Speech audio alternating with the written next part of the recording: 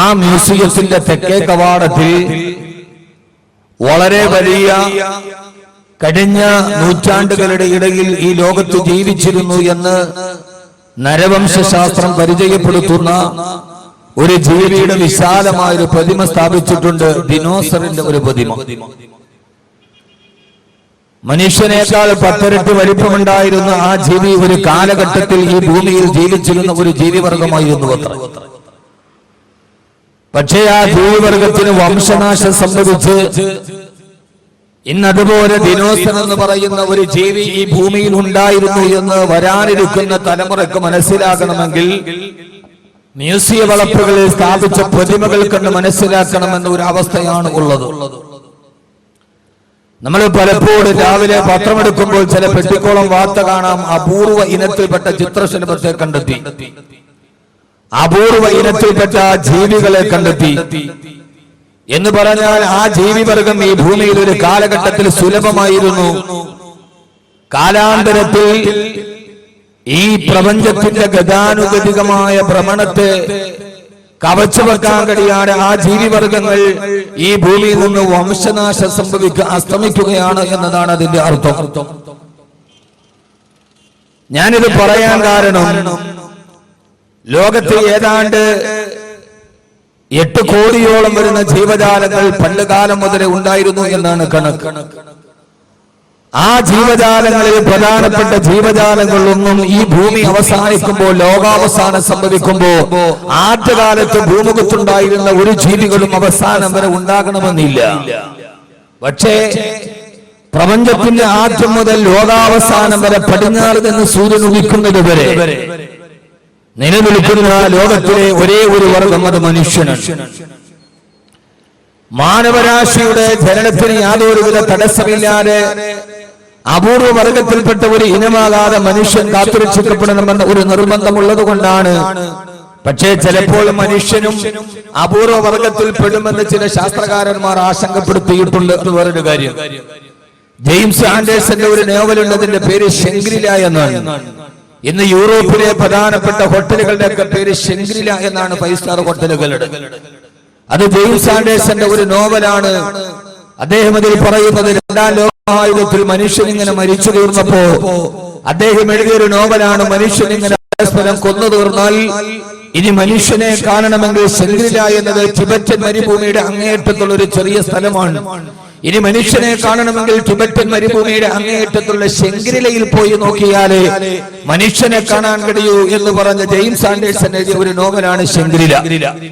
മനുഷ്യവർഗവും ഈ ഭൂമിയിൽ നിന്ന് ഇങ്ങനെയാണെങ്കിൽ അപ്രത്യക്ഷമാകുമെന്ന് ആശങ്കപ്പെടുത്തുന്ന ആളുകളേറെയുണ്ട്. എങ്കിലും അല്ലാഹു സുബ്ഹാനഹു വ തആല, അള്ളാഹുവിന്റെ ഏറ്റവും പ്രധാനപ്പെട്ട പ്രതിനിധിയായി അള്ളാഹു തെരഞ്ഞെടുത്ത മനുഷ്യൻ യഥാർത്ഥത്തിൽ എന്തുകൊണ്ടാണ് ഈ ദിനോസർ അടക്കമുള്ള അപൂർവ ചിത്രശലഭങ്ങളൊക്കെ വംശനാശം സംഭവിച്ചു പോയത് എന്ന് നാം അതിന്റെ കാരണം അന്വേഷിച്ചു പോയാൽ അതിന് മർമ്മപ്രധാനമായ കാരണം കാലാവസ്ഥയുടെ പ്രതികൂലതയായിരുന്നില്ല, അവർക്ക് പ്രകൃതിയെ അതിജീവിക്കാൻ കഴിയാത്തതായിരുന്നില്ല. ആ ജീവിവർഗത്തിന്റെ ഇടയിൽ കൃത്യമായ ഒരു വിവാഹബന്ധം ഇല്ലാതിരുന്നു എന്നതാണ് അവരുടെ തലമുറകൾ പിന്നീട് ലോകത്ത് നിന്ന് വംശനാശം സംഭവിക്കാൻ കാരണമായത് എന്നത് നമുക്കെല്ലാവർക്കും മനസ്സിലാക്കാൻ കഴിയുന്ന ഒരു വസ്തുതയാണ്. ആഗ്രഹമുള്ളപ്പോൾ ഭോഗിക്കുക.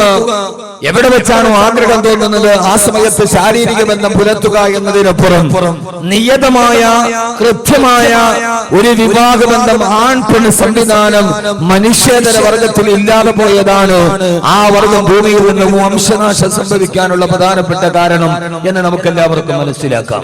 പക്ഷെ അല്ലാഹു സുബ്ഹാനഹു വ തആല വിവാഹം, കുടുംബം എന്ന ഒരു ബന്ധത്തെ അല്ലാഹു മനുഷ്യന് സംവിധാനിച്ചു കൊടുത്തത് അവന് വംശനാശം സംഭവിക്കാതിരിക്കാൻ മാത്രമല്ല, യഥാർത്ഥത്തിൽ വിവാഹം എന്ന ഒരു കർമ്മത്തെ കൃത്യമായ ഒരു പ്രായത്തിൽ, കൃത്യമായ ഒരു സാഹചര്യത്തിൽ, ഞാൻ ആമുഖങ്ങളൊന്നുമില്ലാതെ എന്റെ വിഷയത്തിലോട്ട് കടക്കുകയാണ്. കാരണം ഈ വിഷയത്തിന് വളരെയേറെ പ്രസക്തിയുള്ള ഒരു സാഹചര്യത്തിലാണ് നാം ജീവിച്ചിരിക്കുക. കുടുംബം എന്ന ഒരു സംവിധാനത്തെ, വിവാഹം എന്ന ഒരു സംവിധാനത്തെ അല്ലാഹു സുബ്ഹാനഹു വ തആല അവന്റെ പ്രഥമ പ്രതിനിധിയായി തിരഞ്ഞെടുക്കപ്പെട്ട മനുഷ്യവർഗത്തിന് നിയതമായ ഒരു നിയമമായി അല്ലാഹു സുബ്ഹാനഹു വ തആല സംവിധാനിച്ചത് ലോകാവസാനം വരെ മനുഷ്യൻ നിലനിൽക്കണം. കാരണം അല്ലാഹുവിന്റെ പ്രവാചകൻ നബി മുഹമ്മദ് മുസ്തഫ ആദരവായ പ്രവാചകൻ നബി മുഹമ്മദ് മുസ്തഫ സല്ലല്ലാഹു അലൈഹി വസല്ലമ അല്ലാഹുവിന്റെ റസൂൽ പറഞ്ഞിട്ടുണ്ട്, തന്റെ നാവിൽ നിന്ന് അല്ലാഹ് അല്ലാഹ് എന്ന് വിളിക്കുന്ന ഒരു മനുഷ്യൻ ഭൂമിയിൽ ഉള്ളിടത്തോളം കാലം ലോകാവസാനം സംഭവിക്കുകയില്ല. ഈ പ്രപഞ്ചത്തിന്റെ അവസാനം ഉണ്ടാകണമെങ്കിൽ, ഈ പ്രപഞ്ചം നിലനിൽക്കണമെങ്കിൽ അല്ലാഹ് എന്ന് വിളിക്കുന്ന ഒരു മനുഷ്യൻ അവസാന കാലം വരെ ഉണ്ടാകണമെന്നുള്ളത് അല്ലാഹുവിന്റെ തീരുമാനമാണ് എന്ന് മാത്രമല്ല, അല്ലാഹു സുബ്ഹാനഹു വ തആല വിവാഹത്തിലൂടെ കുടുംബ ബന്ധത്തെ അല്ലാഹു കുട്ടിയിണക്കിയത് ജീവിതത്തിന്റെ ഏതോ ഒരറ്റത്ത് ഏകനായി താമസിച്ച ഒരു പുരുഷൻ, ഏകനായി താമസിച്ച ഒരു പെണ്ണ്, അവർ രണ്ടുപേരും വിവാഹത്തിലൂടെ ഒരുമിച്ച് കൂടുക, ആ വിവാഹത്തിലൂടെ അവർക്ക് മക്കളുണ്ടാവുക, അവരുടെ തലമുറകളിലൂടെ ആദം നബി അലൈഹിസ്സലാത്തു വസ്സലാമിന്റെ തലമുറ ലോകാവസാനം വരെ നിലനിൽക്കണമെന്ന് അല്ലാഹു തീരുമാനിച്ചത് ഞാൻ നിങ്ങളോട് ഓർമ്മിപ്പിക്കുകയാണ്. വിവാഹം എന്നത് ഭൂമിയിലെ മാത്രം ഒരു ബന്ധമായിട്ടല്ല അല്ലാഹുവിന്റെ വിശുദ്ധമായ ഖുർആൻ നമ്മെ പഠിപ്പിച്ചിട്ടുള്ളത്.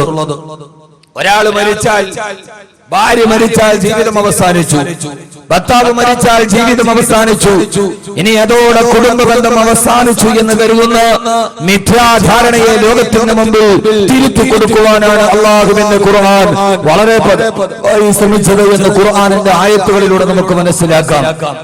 ഞാനൊന്ന് ചോദിക്കട്ടെ, യഥാർത്ഥത്തിൽ നമ്മളൊക്കെ ഒന്ന് ചിന്തിച്ചു നോക്കുമ്പോ ജീവിതത്തിന്റെ ഏതോ ഒരു രണ്ടറ്റത്തിലെ കിടന്ന് വിവാഹം നടക്കുന്ന ഒരു ആഡിറ്റോറിയത്തിന്റെ മുറ്റത്താണ് ഈ പ്രസംഗം നടക്കുന്നത്. അതൊരു ആകസ്മികതയാണ് എന്ന് എനിക്ക് തോന്നുന്നു. വിഷയം ഏതാ കൊടുത്തെന്ന് എനിക്ക് തന്നെ അറിയില്ലായിരുന്നു.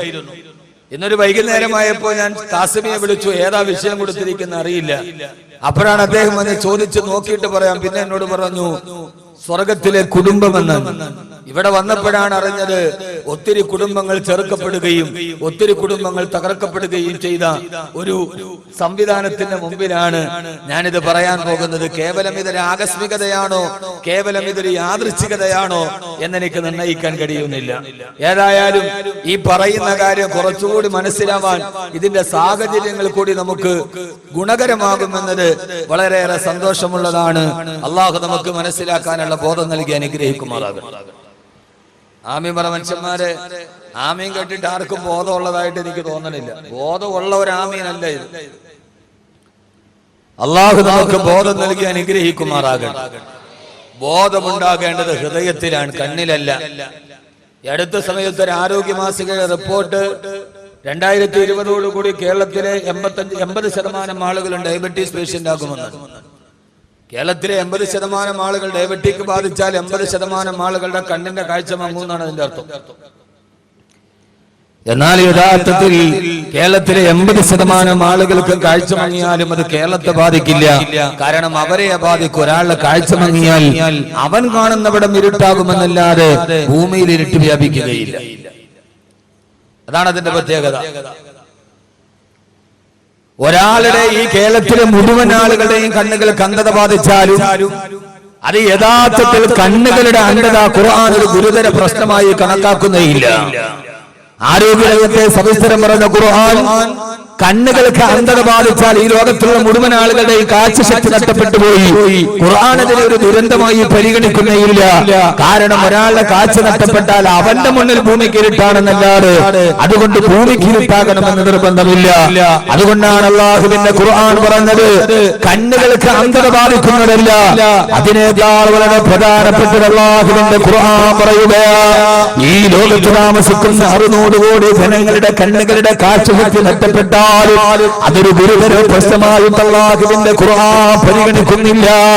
പിന്നെ ഖുർആൻ പരിഗണിക്കുന്ന ഗുരുതരമായ പ്രശ്നം ഏതെന്നറിയോ? ഫഇന്നഹാ ലാ തഅമൽ അബ്സാർ വലാകിൻ തഅമൽ ഖുലൂബുല്ലതീ ഫിസ്സുദൂർ. അല്ലാഹു പറയുകയാണ് ഫഇന്നഹാ ലാ തഅമൽ അബ്സാർ. അവരുടെ കണ്ണുകൾക്കെല്ലാം അന്ധത ബാധിച്ചു പോയത് ആരെക്കുറിച്ചാ ഖുർആനി പറഞ്ഞതെന്നറിയോ? ഈ പറയുന്നത് നമ്മളെ പോലെ താടിയുള്ള തൊപ്പിയുള്ള നിസ്കാരത്തരമ്പുള്ള എന്നാൽ നിസ്സാരക്കാരായിരുന്നില്ല ആദരവായ പ്രവാചകൻ നബി മുഹമ്മദ് മുസ്തഫ സല്ലല്ലാഹു അലൈഹി വസല്ലമയുടെ മദീനത്തെ പള്ളിയിലെ പ്രവാചകൻ സല്ലല്ലാഹു അലൈഹി വസല്ലമ നിസ്കരിക്കാൻ വരുമ്പോ ആ നിസ്കാരത്തിന്റെ സഫുകൾ ശരിയാക്കിയിട്ടുണ്ട്.